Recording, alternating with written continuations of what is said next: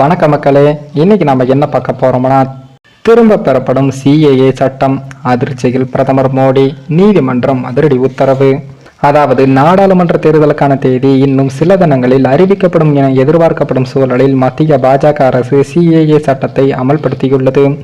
இந்த சட்டத்தை எதிர்த்து அசாம் உள்ளிட்ட மாநிலங்களில் முழு கடையெடுப்பு நடத்தி மக்கள் எதிர்ப்புகளை தெரிவித்து வருகிறார்கள்.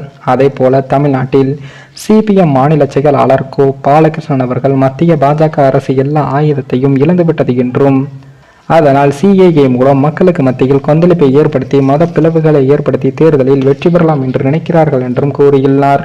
அதே போல முதலமைச்சர் ஸ்டாலின் அவர்கள் அறிக்கை ஒன்றையும் வெளியிட்டுள்ளார். அதில் நாடாளுமன்ற தேர்தலை எதிர்கொள்ள வேண்டிய இறுதி நாட்களில் ஒன்றிய பாஜக அரசு பல்வேறு தரப்பு மக்களாலும் எதிர்க்கப்பட்ட குடியுரிமை திருத்த சட்டத்தினை நடைமுறைப்படுத்திட அவசர கதியில் அறிக்கை ஒன்றை வெளியிட்டுள்ளது என்றும், இது இந்திய அரசமைப்பு சட்டத்தின் அடிப்படைக்கு எதிரானது ஒன்று என்றும் கூறியுள்ளார்.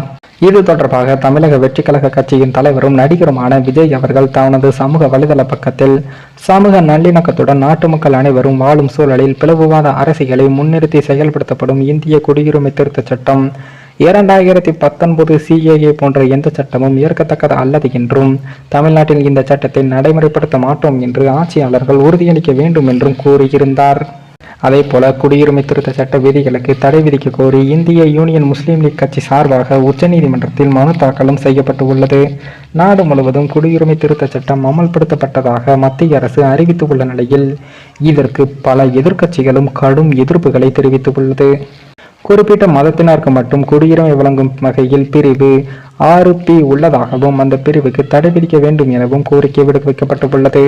மேலும் தற்போது இது பூதாகரமாக வெடித்துள்ள நிலையில் நீதிமன்றம் அதிரடி உத்தரவினை ஒன்று பிறப்பித்து உள்ளதாகவும் தகவல்கள் வெளியாகியுள்ளது.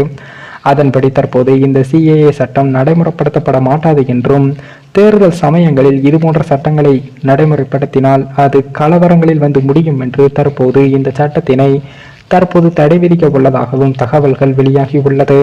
மேலும் இந்த வீடியோ ஏதோ ஒரு விதத்தில் உங்களுக்கு பிடித்திருக்கும் என்று நினைக்கிறேன். நம்ம சேனலுக்கு புதிதாக வீடியோ பார்க்கிறீர்கள் என்றால் மறக்காமல் சப்ஸ்கிரைபர் செய்துவிட்டு பாருங்கள். இன்னொரு வீடியோவில் சந்திக்கும் வரை நான் உங்கள் தமிழ்.